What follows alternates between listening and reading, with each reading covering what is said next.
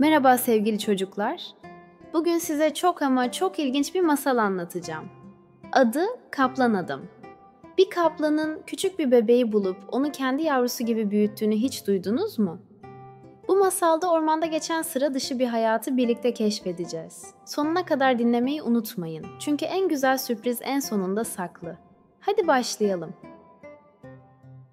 Bir varmış, bir yokmuş. Evvel zaman içinde, kalbur saman içinde, büyük bir orman kenarında, küçük bir kulübede bir aile oturuyormuş. Erkek balta girmemiş ormandan odun keserek uzak şehirlere götürüp satar, böylece ailesine bakarmış. Kadın da ormandaki çağlayandan eve su taşır, ağaçlardan meyve toplar, küçük tarlalarında yetiştirdikleri sebzelerden yemek yaparmış. İşte kuş cıvıltıları, su şırıltıları, binbir çeşit çiçek kokuları ve gözün alabildiğine uzanan yeşillikler arasında yaşayan bu mutlu ailenin bir gün Topaç gibi bir oğlu olmuş. Çocuk dünyaya geldiği zaman adam gene uzak şehirlerde bulunduğu için bütün işler kadına kalmış. Kadıncağız ne yapsın, o haliyle yataktan kalkmış, bir koluna çocuğunu sıkıştırmış, bir eline de tahtadan yapılmış kaplarını alarak su kenarına gitmiş. Çocuğunu çimenler üzerine bırakmış. Kabını suyla doldurmak üzere çağlayanın altına uzatmış. Hasta yataktan kalktığı için elleri, ayakları titriyor, gözleri kararıyormuş. Bir aralık kolunun kuvvetten düştüğünü hissetmiş. Gözleri adam akıllı kararmış, kendisini kaybederek çağlayana yuvarlanmış. Ne olduğunu anlayamadan suların akışına kapılmış, sürüklenerek gitmiş. Hiçbir şeyden haberi olmayan küçük yavru, sanki başına gelenleri anlamış gibi durmadan ağlıyor, bağırıyor, yırtınıyormuş. Fakat onun üzüntüsünü, derdini anlayan olmamış. Ana sütünü doğar doğmaz ancak birkaç yudum emmiş olan çocuk, bu tek gıdasından artık tamamen uzak kaldığını nereden bilsin? Sevimli yavru, böyle saatlerden beri durmadan ağlarken, ormanda kendisine av arayan bir dişi kaplan onun sesini duymuş, koşarak oraya gelmiş. Bakmış ki ufacık bir canlı. Kendi doğurduğu yavrularına benziyor. Hemen üzerine eğilip şurasından burasından koklamış. Yavrunun haline acımış. Memelerini bu küçük yaratığın ağzına uzatarak sütünden emzirmeye başlamış. Annesiz kaldığından habersiz olan yavru, kaplanın memelerine öyle bir yapışmış ki karnı iyice doyuncaya kadar emmiş. Kaplan, yavruyu almak için gelen giden bulunmadığını görünce onun kimsesiz olduğunu anlamakta güçlük çekmemiş. Ağzıyla kundağından yakaladığı gibi onu inine, yavrularının yanına götürmüş. Küçük yavru o günden sonra kaplan yavrularıyla düşe kalka kaplan sütü eme eme büyümeye başlamış. O kadar çabuk büyüyor, büyüdükçe de o kadar kuvvetleniyormuş ki bu hal kaplan annenin bile gözünden kaçmamış. Bu insan yavrusu beraber büyüdüğü kaplan yavrularının sırtını kolaylıkla yere getiriyor. Ava çıktıkları zaman kardeşlerinden daha başarıyla avlanıyormuş. Bu, ormanda bulduğu yavrunun günden güne kuvvetlenmesi, boyunun uzaması, kendilerinden daha kolay avlanması dişi kaplanı düşündürmeye başlamış. Hem bu yaratık hiç de kendi yavrularına benzemiyormuş. Ya bu bizim ocağımızı söndürürse diye de korkuyormuş. Yavaş yavaş onun ormanda üzerlerine ateş eden insanlara benzediğini de fark etmiş. Kendilerine fenalığı dokunmadan onu aralarından uzaklaştırmanın çaresini aramaya koyulmuş. Bir gün gene hep birlikte ava çıkmışlar. Kaplan anne ona bir ağaç dibi göstererek orada beklemesini işaret etmiş. Kendisi yavrularını alarak uzaklara, çok uzaklara gitmiş. Gidiş o gidiş. Saatler geçtiği halde kaplan annesiyle kaplan kardeşlerinin dönmediğini gören kaplan çocuk ormanda onları aramaya koyulmuş. Sağa koşmuş, sola koşmuş, oraya gitmiş, buraya gitmiş, yok. Yorularak inine gidip uzanmış, uyuyakalmış. Bu sıralarda o memleketin şehzadesi de adamlarıyla birlikte geyik avlamak için ormanda dolaşıyormuş. Adamlarından biri heyecanla koşup gelerek "Aman şehzadem" demiş. "Şurada bir kaplan ini gördük. İçinde kocaman bir insan yatıyor. Duruşundan hepimiz korktuk. Doğrusu hiç de böyle adam görmemiştik." Şehzade bu kocaman adamı merak etmiş. Hep birlikte oraya gitmişler. Bakmış ki insan azmanı birisi kaplan ininde yatıyor. Bu adamı dikkatle incelemeye başlamışlar. Kollarının kuvveti, pazularının şişkinliğinden anlaşılıyor, ellerinin bir kaplan pençesi gibi kuvvetli ve yırtıcı olduğu da ilk bakışta seziliyormuş. Vücudu, bacakları, kolları kıllarla kaplı olan bu iri insanın gür saçlarıyla uzun sakalları birbirine karışmış bir haldeymiş. Kendilerine pek benzemeyen bu insandan şehzadenin adamları fena halde kokmuşlarsa da şehzade nedense ondan pek hoşlanmış. Hemen adamlarına emir vererek Kaplan Adam adını takıverdiği bu yaratığı sımsıkı bağlatmış. Derin derin uyuyan Kaplan Adam hiçbir şeyin farkında değilmiş. O sadece gök gürültüsüne benzeyen horultularla uyuyormuş. Hemen şehzadenin 6 atlı av taşıma arabasını getirtmişler. 20 kişi birer tarafından tutarak Kaplan Adam'ı yavaşça kaldırmışlar, arabaya koymuşlar, doğruca saraya götürmüşler. Padişah o gece bu hayvana benzeyen korkunç yaratıktan hiç de hoşlanmamış. Bu yüzden oğluna darılmış da. Kaplan Adam uyandığı zaman kendini kalın iplerle bağlı bir halde yabancı bir yerde görünce fena halde kızmış. Kaplan gibi kükremeye, ipleri koparmaya başlamış. İpleri tamamen kopardıktan sonra bulunduğu yerden kaçmak için koşmaya hazırlanırken kendisinin büyük bir demir kafesin içinde olduğunu görmüş. Büsbütün hiddetlenmiş.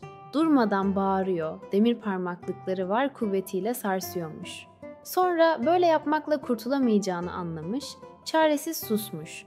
Kafesin içine büyük bir kapla bırakılmış olan suyu bir hamlede içmiş.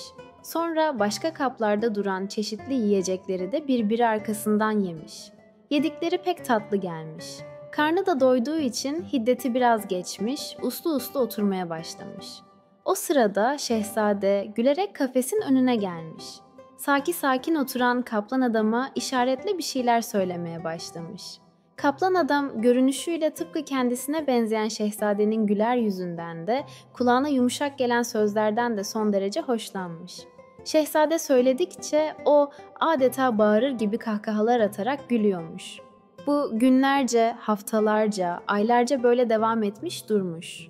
Kaplan Adam bulunduğu yere, etrafındakilere, önüne konulan yemeklere her gün biraz daha alışıyormuş. Hatta söylenilen sözleri bile yavaş yavaş anlamaya başlamış. Onu zamanla kafesten de çıkarmışlar. Artık herkese iyice alıştığı için etrafta serbestçe dolaşıyor, bilhassa şehzadeden hiç ayrılmıyormuş. Günler geçtikçe bazı kelimeleri iyiden iyiye tekrarlamaya, daha sonraları da kısa cümlelerle konuşmaya başlamış. Aradan birkaç yıl geçince Kaplan Adam herkes gibi düzgün konuşmayı öğrenmiş. Elbise giyebiliyor, yemek yiyor, ata biniyor, geziyor, ok atıyor, kısaca her şey yapabiliyormuş. Onun diğer insanlardan farkı sadece çok iri ve çok kuvvetli oluşuymuş. Kaplan Adam'dan ilk geldiği sıralarda hoşlanmayan padişah da artık onu seviyor, kendi oğlundan ayırt etmiyormuş. Günlerden bir gün komşu devletlerden birinin padişahı bunlara savaş açmış. Padişah hemen askerlerin arasına katılarak düşmanla savaşmaya gitmiş. İki taraf arasındaki savaş o kadar çetin olmuş ki günlerce, haftalarca sürmüş. Her iki taraf da ne kadar ölü, yaralı verdiğini bilmiyormuş. Kaplan Adam askerlerin önünde durmadan ok atıyor, yanına kimseyi yaklaştırmıyormuş. Oklar bittiği zaman atından inerek düşmana taşla, sopayla saldırmış. Düşman askerleri onun iriliğinden, kuvvetinden, cesaretinden, önüne geleni bir dokunuşta yere serişinden o kadar korkmuşlar ki savaş meydanını bırakarak kaçmaktan başka çare bulamamışlar. Fakat Kaplan Adam onların arkasını bırakır mı? Askerlerle birlikte düz yollarda at üzerinde, sarp yerlerde koşarak, tırmanarak peşlerine atılmış. Bir aralık askerlerin komutanı bir düşman okuyla yere cansız yıkılınca komutayı Kaplan Adam ele almış. Zaten yenilgi halinde olan düşman alabildiğine kaçmış. Kaçamayanlar da Kaplan Adam'ın komutasındaki askerler tarafından tutsak edilmişler. Zafer kazanılarak Kaplan Adam'ın komutasındaki askerler zafer şarkılarıyla şehre dönünce, başta padişah olduğu halde bütün halk onları sevgi gösterileriyle karşılamış. Kaplan Adam doğruca gelip padişahın önünde diz çökmüş. Padişah da memleketine kazandırdığı büyük zaferden dolayı Kaplan Adam'ın alnından öpmüş. Başkomutanlık kılıcını ona uzatarak "Bundan sonra," demiş, "ordumuzun başkomutanı sensin." Sevinç içinde olan halk Kaplan Adam'ı omuzlarda taşımış. Saraya kadar onu öyle götürmüşler. Zafer üzerine padişah biraz dinlenmek için dost memleketlerden birine gitmeye karar vermiş. Kaplan Adam'ı yanına çağırarak "Artık," demiş, "bizim için düşman tehlikesi kalmadı. Son günlerde çok da yoruldun. Mısır ülkesine kadar gidip bir gezinti yapmak, Mısır padişahına birkaç ay misafir olmak istiyorum. Ben olmadığım zamanlarda vekilimsin. Kaplan adam bunun üzerine padişahım demiş. Gösterdiğiniz itimada ve yakınlığa teşekkür ederim. Ama ancak şehzade sizin vekiliniz olabilir. Bu iş onun hakkıdır. Padişah gülerek karşılık vermiş. Doğru, doğru ama onu da beraber götüreceğim. Hem memleketin başında senin gibi bir kahraman bulunursa hiçbir düşman topraklarımıza saldırmaya cesaret edemez. Benim de gözüm arkada kalmaz, gönlüm rahat eder. Neyse, yolculuk hazırlığına başlanmış. Güneşli bir bahar gününde atlas ve ipek kumaşlarla süslenmiş, her birini 6'şar atın çektiği 10 altın araba Mısır'a doğru yola çıkmış. Onlar gide dursunlar, biz gelelim Kaplan Adam'a. Kaplan Adam artık bir padişah vekili olduğu için memleketin bütün işlerine bakıyor, her şeyi düşünmek zorunda kalıyormuş. Hele içini daima burkan bir şey varmış ki ondan kendini bir türlü kurtaramıyormuş. O da yola çıkmadan önce padişahın kendisine bıraktığı 40 anahtar imiş. Padişah bu anahtarları kendisine verirken, "Bunlar sarayımızın 40 sihirli kapısına aittir," demiş. "Senden ricam şu, 39 kapıyı açabilirsin. Fakat 40. kapıyı sakın açmayasın." İşte Kaplan Adamı düşündüren de bu 40. odaymış. Acaba orada ne var da padişah açmamı istemedi diye düşünüp duruyormuş. Hatta bu yüzden gözüne uyku bile girmiyormuş. Gidip 40. odayı açamıyormuş da. Çünkü verilen sözü tutmamanın ayıp bir şey olacağını düşünüyormuş. Ama içinden gizli bir kuvvetin kendisini zorlamasına da mani olamıyormuş. Bakmış ki olacak gibi değil. Bir gün sarayda hiç kimsenin bulunmadığı bir sırada anahtarları eline alarak odaları açmaya başlamış. İlk odanın kapısını açtığı zaman kendisini adeta rüyada sanmış. 1001 renkli, 1001 kokulu, çiçeklerle dolu cennet gibi bir bahçede kelebeklere benzeyen küçücük kanatlı peri kızları, o çiçekten bu çiçeğe uçup duruyorlar. Güneşin parlak ışıkları altında şen kahkahalar atıyorlarmış. Kaplan Adam onları uzun uzun seyrettikten sonra kapıyı kapamış, gidip ikinci kapıyı açmış. Önüne açılıveren güzel bir ormanlıkta kocaman kocaman devlerle minicik minicik cüceler top oynuyorlarmış. Devlerin de cücelerin de o kadar cana yakın halleri varmış ki Kaplan Adam neredeyse onların yanına gidip aralarına katılacakmış. Farkında olmadan kapıdan içeriye adımını atarken anahtarların şangırtısı aklını başına getirmiş, padişah vekili olduğunu, kendisini birçok işlerin beklediğini, hele gidip top oynamanın kendisine hiç de yakışmayacağını hatırlayarak vazgeçmiş. Geriye çekilerek kapıyı kapamış. Hemen 3. kapıyı açmış. Acaba rüya mı görüyorum diye gözlerini ovuşturmuş. Hayır, gördüğü rüya değilmiş. Değilmiş ama böyle bir şeyin hakikat olabileceğini de bir türlü aklına sığdıramıyormuş. Gözlerini bir daha ovuşturarak bakmış. Evet, rüya değil, gördüğü hakikatmiş. Gözün alabildiğine sayısız tepecikler halinde, ışıl ışıl altın paralar işte karşısında duruyormuş. Doğrusu ne yapacağını şaşırmış. Hatta bir an için 40. odayı unutmuş bile. Kendi kendine, "Bu kadar altın para dünyayı satın alabilir," diyormuş. Sonra da, "Neme lazım," demiş. İnsanın alın teriyle kazandığı parası olmadıktan sonra değeri mi olur? Sağlık her şeyden üstün. İnsan çalışıp kazanmalı, öyle yemeli. Başkasının parasından bana ne? Kapıyı kapayarak kilitlemiş. 4. odayı açmış. Karşısına bu sefer de etrafı yemyeşil, yüksek ağaçlarla çevrili, baştan başa renkli mermerlerden yapılmış bir bahçe çıkmış. Bahçenin ortasında kristal camdan kocaman bir havuz varmış. Yüksek ağaçların üzerinden uçarak gelen kar gibi beyaz güvercinler birer birer havuzun kenarına sıralanıyorlarmış. Sonra gene sırayla havuzun sularına dalıyor, ayın 14'ü, günün 15 gibi güzel birer peri kızı olarak meydana çıkıyorlarmış. Havuzun ortasındaki kocaman fıskiyeden şemsiye şeklinde dökülen suların altında peri kızları şakalaşa şakalaşa, gülüşe gülüşe oynadıktan ve yüzdükten sonra tekrar birer güvercin olup uçuyorlarmış. Kaplan Adam onları da biraz seyretmiş. Bu esrarlı odalar artık onun başını döndürmeye başlamış. Çünkü hangi odanın kapısını açsa hiç hatırına gelmeyen şeylerle karşılaşıyor, hayran hayran bakmaktan kendini alamıyormuş. Böylece diğer odaları da açmış. Birinde belinden aşağısı balık şeklinde peri kızları, bir başkasında göz kamaştırıcı, altın ve gümüşten yapılmış saraylar, köşkler görmüş. Diğer bir odada aslanlar padişahına, başka bir odada ise karıncalar hükümdarına rastlamış. Nihayet bütün odaları aça aça 40. odanın önüne gelmiş. Gelmiş ama heyecanda son derece artmış. O koca adamın kalbi küt küt atıyor, yanlış bir iş yamaktan pek fazla çekiniyormuş. Padişah vekili olduğunu hatırlayınca kapıyı açmakta bir zarar görmemiş. Anahtarı sokup kilidi açtıktan sonra halkasından tutup kapıyı çekmiş. Burası öteki yerlere hiç benzemiyormuş. Ufacık, oldukça da karanlık bir odaymış. Odanın bir köşesindeki direkte Arap bir adam kollarından, ayaklarından bağlı olarak duruyormuş. Kaplan adam önce bundan bir şey anlamamış. Kapıyı açarak sormuş. "Kuzum, senin burada işin ne? Seni ne yaptın da böyle bağladılar?" Arap hem ağlamaya hem de anlatmaya başlamış. "Ben bu sarayda uşaktım.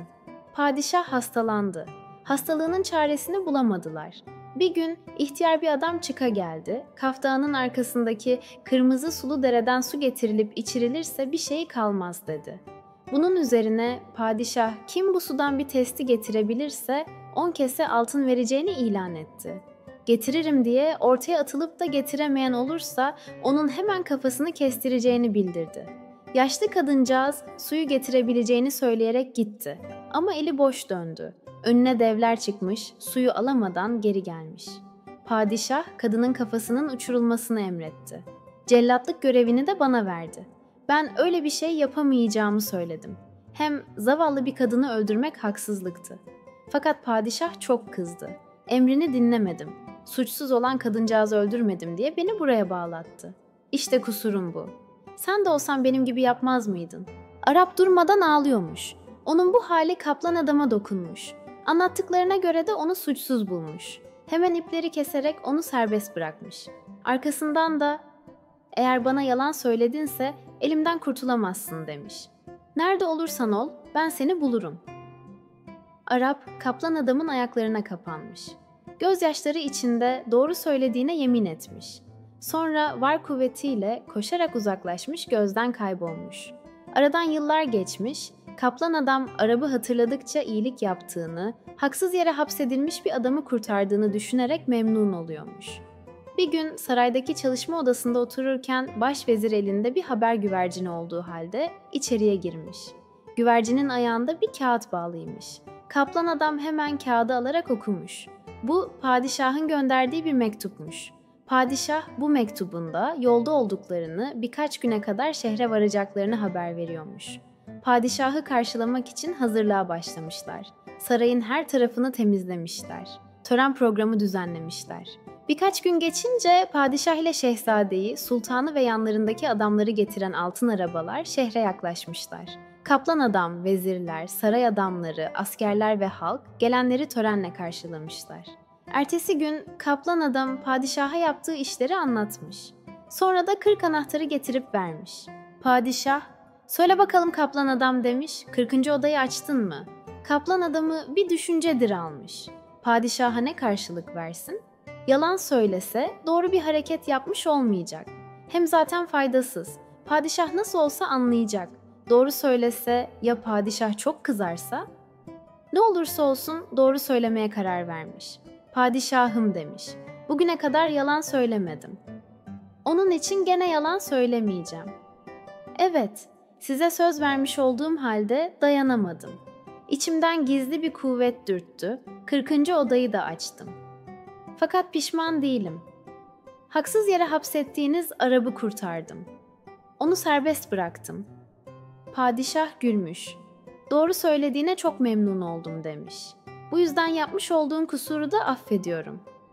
Ama iyilik yapayım derken nasıl bir hata işlediğini biliyor musun?" Kaplan adam şaşırmış, karşılık verememiş. Padişah sözlerine devam etmiş. 40. odada bağlı duran Arap oraya haksız yere hapsedilmemişti. O fena bir adamdı. Şehzadenin küçük ve sevimli kızı Bilge'yi kaçırmıştı. Aradık, taradık, sevgili torunumu bulamadık. Adamlarım Arap'ı yakalayarak getirdiler. Ben de torunumun bulunduğu yeri bildirinceye kadar onu hapsettirdim. Anladın mı şimdi yaptığın hatayı? Kaplan adam padişahın sözleri karşısında son derece şaşırmış. Yaptığı işin yanlışlığını anlamış. Şaşkınlığı geçtikten sonra "Peki ama padişahım" demiş. "O kadar küçük bir kızı Arap niçin kaçırmış?" Padişah "Niçin olacak?" diye karşılık vermiş. Çocuğu yokmuş. Beyaz bir çocuğu alıp evlatlık yapmaya karar vermiş. Torunun Bilge'yi de kendisi için en uygun evlatlık görerek alıp kaçmış. Arap'ın kendisine oynadığı oyundan dolayı kaplan adamın fena halde canı sıkılmış. Padişahın önünde diz çökerek "Hakkınız var padişahım" demiş. "Bilmeyerek bir kusur işlemişim. Fakat ben o Arap'ın canını cehenneme yollamasını, sevgili torununuz Bilge'yi onun elinden kurtarmasını bilirim. Bana izin verirseniz hemen Arap'ın peşinden gitmek istiyorum." Padişah kaplan adama istediği izni vermiş. Bilge'nin babası Şehzade de kaplan adamla beraber gitmek istiyormuş. Her ikisi de birer kat demir elbise yaptırmışlar. Ellerinde demir asa alıp atlarının heybelerine de altın doldurarak yola çıkmışlar. Az gitmişler, uz gitmişler.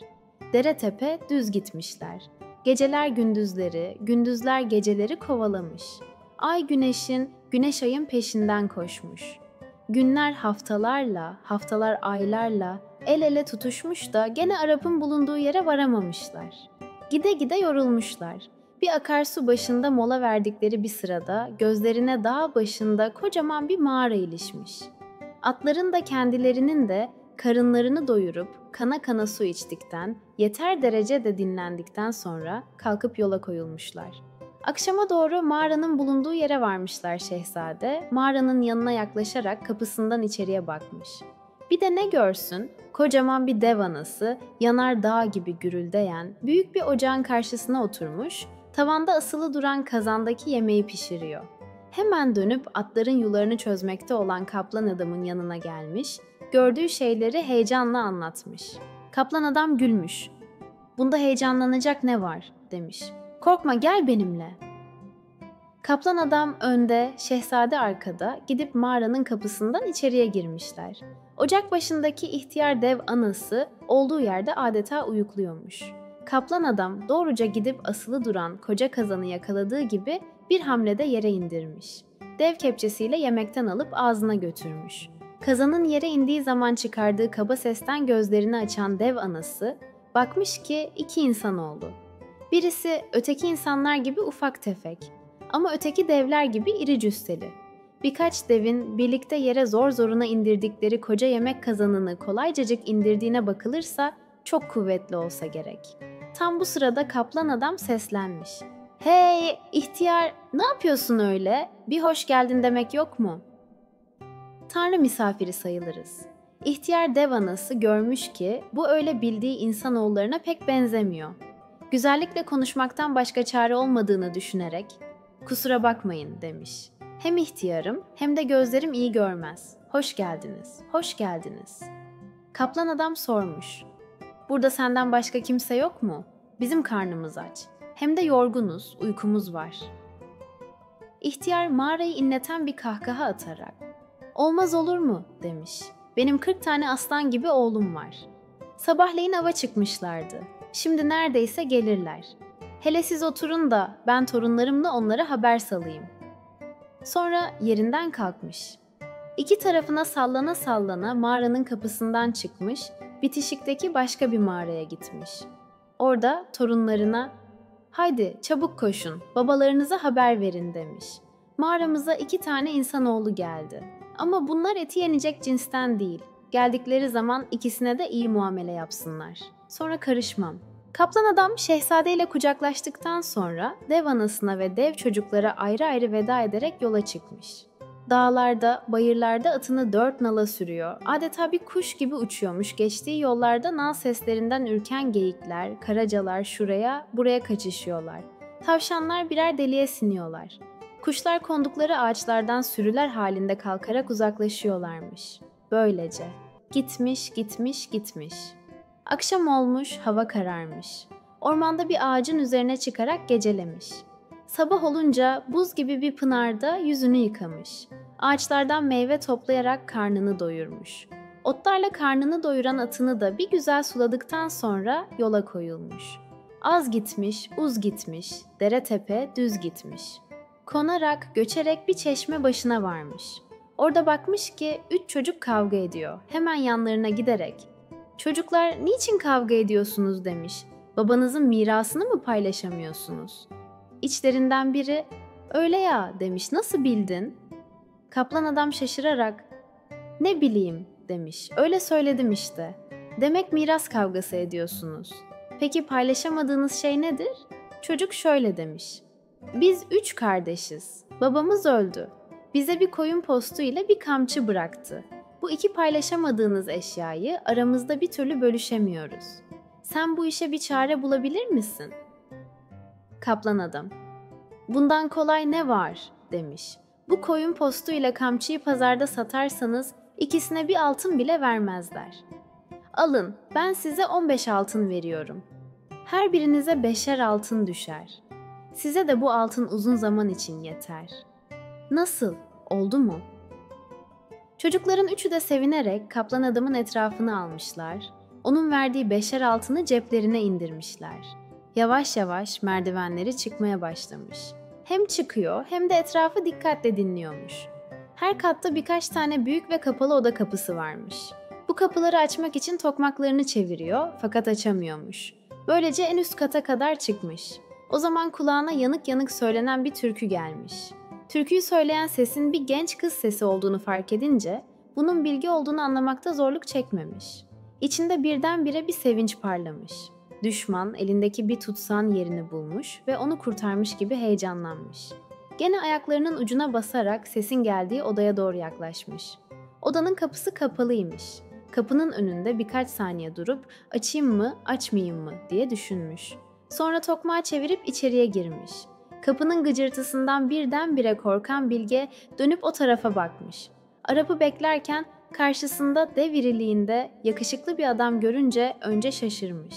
Sonra "Kimsiniz?" diye bağırmış. "Buraya nasıl geldiniz?" Kaplan adam ona ağır ağır yürürken "Korkmayınız," demiş. "Ben size fenalık yapmak için değil, iyilik yapmak için gelen bir insanoğluyum. Evvela söyleyin bana, Arap nerede?" Bu sözler Bilge'nin yüreğine biraz su serpmiş. Ona, "Arap şimdi burada değil," demiş. "O sabahları çıkıp gider. Ben akşama kadar temizlik yapar, yemek pişirir. Bütün işleri görürüm o, hava karardıktan sonra gelir. Çok geçimsiz, vahşi ve fena ahlaklı bir adamdır. Beni evlatlık yapmak için buraya kaçırdığı halde burada bir hizmetçiden farkım yok. Üstelik her gün dayak da yerim.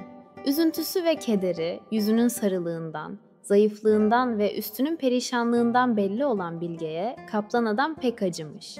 Onu okşayarak, "Sen üzülme sultanım," demiş. "Artık üzüntün ve kederin sona erecek. Seni babanın, annenin ve padişah dedenin yanına götüreceğim. Ben memleketinizin başkomutanıyım. Babanın da yakın arkadaşıyım. Seni buradan her ne pahasına olursa olsun kurtaracağım. Şimdi beni dinle. Burada gizlenecek bir yerin varsa beni oraya sakla. Akşam Arap dönüp de buraya gelince ben hemen onu iple bağlayacağım. Sonra hep beraber saraya gideceğiz. Şayet bana karşı gelecek olursa bir kılıç vuruşuyla onun başını uçuruveririm. Kafasını da yanımıza alarak memlekete gideriz, olur mu?" Kaplan adam Bilge'nin sözlerini dikkatle dinlemiş. Öğrendiklerinden memnun olarak, "İyi ya," demiş, "onunla karşılaştığımız zaman şayet domuz uykudaysa işini bitiririm." Bilge heyecanla onun sözünü kesmiş. "Peki ya domuz uykuda değilse ne olacak?" Kaplan adam gülerek, "Heyecanlanma sultanım," demiş. "Domuz uyanıksa buradan çıkarak gidip onu bulur, öldürürüm. Sonra da karnını yararak kutuları çıkarır, güvercinlerin kafalarını koparırım." Bilge ümitsiz bir halde, "İyi ama," demiş, "siz buradan kaçamazsınız ki. Etraf yüksek kalelerle çevrili." Onlar böyle konuşmaya daldıklarından vaktin geçip akşam olduğunu, havanın kararmaya başladığını fark etmemişler. Neden sonra Bilge'nin aklı başına gelmiş. "Arap neredeyse gelir," demiş. "Siz şu perdenin arkasına saklanın. Ama dikkat edin, sonra ikimizin de sonu fena olur." Kaplan adam Bilge'nin gösterdiği perdenin arkasına saklandığı zaman dışarıdan gök gürültüsünü andıran bir ses duyulmuş. Bilge, "İşte," demiş, "Arap geliyor. Bu gürültü kale kapısının kapanışıdır. Aman kendinize dikkat edin. Birkaç dakika sonra Arap odadan içeriye girmiş. Şöyle bir etrafı gözden gezdirerek, "Burada insan kokusu var," demiş. "Yoksa bir yabancı mı geldi?" Bilge bir yalan uydurmaya çalışırken kaplan adam pencerenin arkasından çıkarak yüksek sesle, "Evet, iyi bildin," demiş. "Burada biri var ama yabancı değil. Tanıdın mı beni?"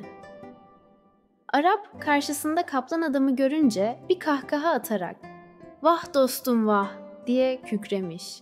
"Yalanıma inandın, bana acıyarak 40. odadan beni kurtardın ama ben acımak nedir bilmem. Buradan sağ çıkamayacaksın, koru kendini." Hiç hatırına gelmeyen bir şeyle karşılaşınca Arap fena halde kızmış. Kaplan adamın arkasından seslenmiş.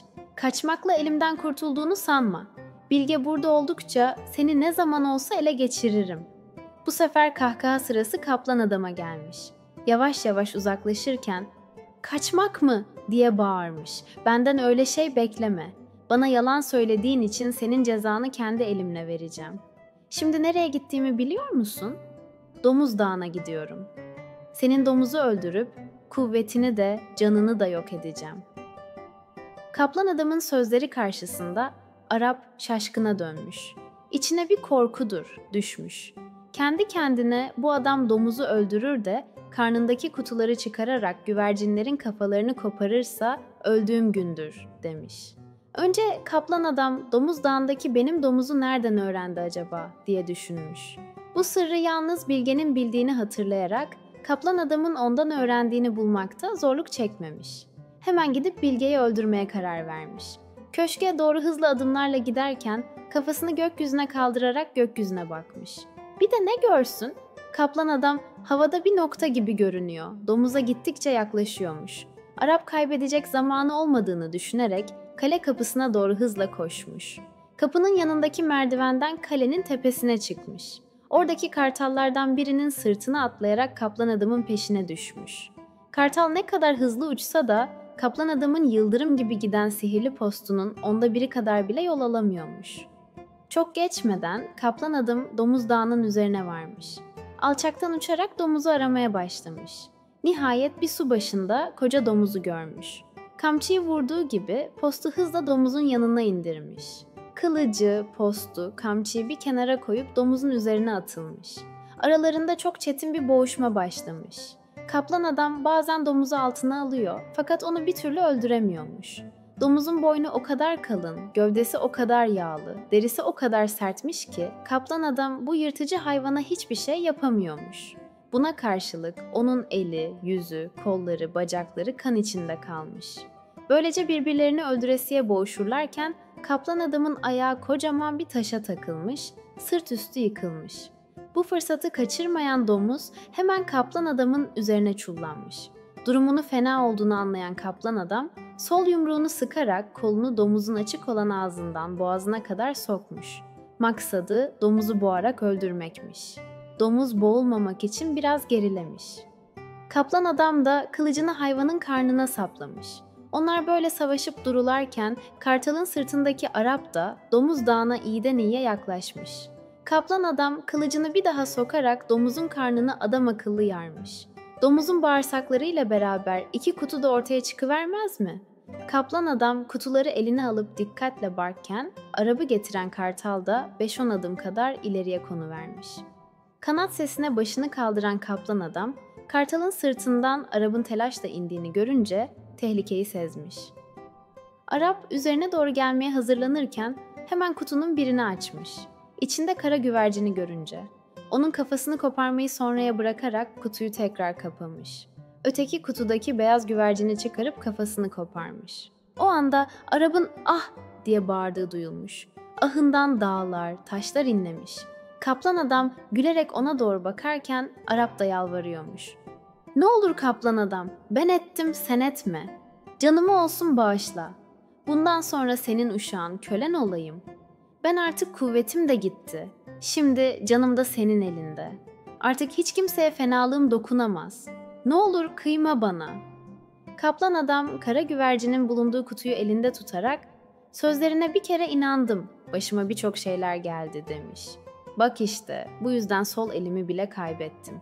Artık sana nasıl inanabilirim? Bundan sonra başkalarına fenalık yapmaya göz yummam. Kaplan adam sözlerini bitirince sağ eliyle sırtındaki gömleği yırtarak hala kanamakta olan sol bileğini sarmış. Bütün kuvveti gitmiş, Arap korku içinde titriyor. Acaba kaplan adam kara güvercinin de başını kopararak beni öldürecek mi diye bakıyormuş. Kaplan adam daha fazla da zaman kaybetmenin doğru olmadığını düşünerek kara güvercinin bulunduğu kutuyla kılıcını sağ eline almış, Arap'la beraber posta binmişler. Hızla havalanmışlar. Kaplan adam sihirli kamçısıyla vurarak postu Arap'ın köşküne doğru yollandırmış. Çok görmeden post köşkün bulunduğu yere gelmiş. Vız diye bahçeye inmiş. Bilge de zaten heyecan içinde bekliyormuş. Postun üzerinde kaplan adamla beraber Arap'ın da geldiğini görünce domuzun öldürüldüğünü anlamakta zorluk çekmemiş. Uzun süren bu tutsak hayatından artık kurtulacağını düşünerek son derece sevinmiş. Daha sonra koşa koşa merdivenlerden aşağıya inerek onların yanına gitmiş. Hemen koşup kaplan adamın ellerine sarılmış. Arap Bilge'ye çok fena bakıyor fakat artık hiçbir kuvveti kalmadığı için ona dokunamıyormuş. Kaplan adam Bilge'yi de yanına alarak postu bıraktığı yere doğru yürümüş. Arap gitmek istemiyor, olduğu yerde duruyormuş. Kaplan adam dönüp onun yanına giderek kolundan tutmuş, sürükleye sürükleye postun yanına getirmiş. Arap durmadan çırpınıyordu. Kaplan adamın elinden kurtulmaya çalışıyormuş. O böyle uğraşıp dururken Bilge ile kaplan adam posta güzelce oturmuşlar. Post hemen havalanmış. Kaplan adam Arap'ın kolunu bırakmadığı için kendileri rahat rahat oturdukları halde Arap boşlukta sallanıyormuş. Bu durumun tehlikeli olduğunu, kaplan adamın elinden kurtulamayacağını anlayan Arap, çaresiz posta çıkıp oturmuş. Her üçü de düşmemek için posta sıkı sıkı tutunuyorlarmış.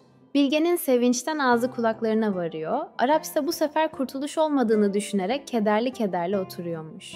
Sihirli post yıldırım hızıyla yol alıyor. Koca, koca dağları, yemyeşil ormanları, şerit şerit nehirleri, uçsuz bucaksız ovaları geçiveriyormuş. Akşama doğru devlerin mağarasına varmışlar. Yere indikten sonra kaplan adam önde, Bilge onun yanında, Arap da arkada olduğu halde mağaradan içeriye girmişler. Onların geldiklerini hisseden devler hep birden kalkıp bunları karşılamışlar.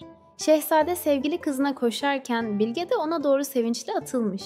Önce babayla kızın kucaklaşmasını zevkle, gururla seyreden kaplan adam, sonra dev anasına dönerek "İhtiyar, işte senin ele geçmez dediğin Arap avucumun içinde," demiş. "Bak ne de kuzu gibi, görüyor musun?" Dev anası da çocukları da kaplan adamın bu başarısı karşısında ondan adeta ürkmüşler. Birbirlerine şaşkın şaşkın bakmaya başlamışlar. Daha sonra hep birlikte yemeğe oturulmuş. Dev anası misafirlerine en güzel yemeklerini yedirmiş. Kaplan adamın dileği üzerine arabada ekmek vermişler. Yemek bitmiş. Dev anası misafirlerini öteki mağaralarda hazırlattığı yerlere götürüp yatırmış. Arabı da kaçmasın diye kendi yanına alıkoymuş. Boş bir yemek kazanını içine oturtarak kazanı da tavana asmış kaplan adam. Ertesi sabah tan yeri ağrırken uyanmış. Şehzade ile Bilge'yi de uyandırmış. Hemen hazırlanmışlar. Arabı da yanlarına alıp devlere de veda ederek hep birden posta binmiş, havalanmışlar. Az gitmişler, uz gitmişler. Dere tepe dağ aşmışlar. Güneş tepeye varmadan padişahın ülkesine ulaşmışlar. Doğruca sarayın bahçesine konmuşlar. Havadan doğru hızla bir şey indiğini, daha sonra da bunun 4 kişi olduğunu gören saray askerleri postun indiği tarafa koşmuşlar. Oraya vardıkları zaman şehzade, bilge ve başkomutanları kaplan adamla karşılaşınca ne yapacaklarını şaşırmışlar. Hemen koşup padişaha haber vermişler. Padişah da sultanı yanına alıp onları görmeye giderken merdivende karşılaşmışlar. Padişahla ihtiyar karısının sevgili torunları Bilge ile şehzadeyi kucaklaması görülecek şeymiş. Birbirlerine yeniden kavuştukları için sevinç gözyaşları döküyorlarmış. Kaplan adam biraz geride duruyor, güler yüzle onları seyrediyormuş. Neden sonra padişah oğlundan ve torunundan ayrılarak kaplan adama doğru yürümüş. Kaplan adam hemen ilerleyerek padişahın elini öpmüş. Padişah da onu kucaklayarak alnından öpmüş. Fakat kaplan adamın sol bileğini sarılı görünce merak ederek hemen sormuş. Konuşa konuşa salona çıkarlarken kaplan adam bütün başından geçenleri, elini nasıl kaybettiğini padişaha bir anlatmış. Padişah, kaplan adamın cesaretine ve fedakarlığına son derece hayran kalmış. Ona, "Sana nasıl teşekkür edeceğimi bilemiyorum oğlum," demiş. "Beni nihayet torunuma kavuşturdun." Kaplan adam karşılık vermiş. "Ben sadece görevimi yaptım padişahım. Arap da şimdi aşağıda. Bu kutuda da canı saklı kutu sizde durdukça Arap kuzu gibi bir adam olarak kalacaktır. İsterseniz kutunun içindeki kara güvercinin başını koparalım. Arap hemen ölsün." Padişah, "Hayır," demiş. "Sen onun bütün kuvvetini elinden almakla zaten cezasını vermişsin. Öldürüp de ne yapacağız? O yaşadıkça hiçbir fenalığın cezasız kalmadığını anlayacak, o haliyle başkalarına da örnek olacaktır. Sana gelince bu hareketini mükafatlandıracağım. Artık iyice ihtiyarladım. Ben çekiliyorum, yerime sen padişah olacaksın." Kaplan adam kızararak, "Nasıl olur padişahım," demiş. "Ben bir iş yaptımsa bunu mükafat görmek için yapmadım. Size vermiş olduğum sözü, merakımı yenemeyerek tutmamış bu suretle yalancı bir duruma düşmüştüm. Bu hatamı düzeltmek için koştum, yoruldum, uğraştımsa bu benim verdiğim sözde durmamamın cezası olmuştur. Hem padişahlık oğlunuzun hakkıdır. Eğer kendimi affettirebildimse gene başkomutan olarak kalmak benim için en büyük mükafattır." Kaplan adamın bu sözleri padişahın son derece hoşuna gitmiş ve o günden sonra kaplan adamı yanından hiç ayırmamış. Onlar emiş muradına, biz çıkalım tavan arasına. Kaplan adamın hikayesi bize bazen insan olmanın ne kadar karmaşık olduğunu gösteriyor. Ormanda büyüyen bir çocuğun kalbinde ne yatar? Bunu en iyi bu masalda hissedeceksiniz. Eğer bu masal sizi de etkilediyse beğenmeyi, paylaşmayı ve kanalımıza abone olmayı unutmayın. Yeni masallarda görüşmek üzere. Şimdilik hoşça kalın.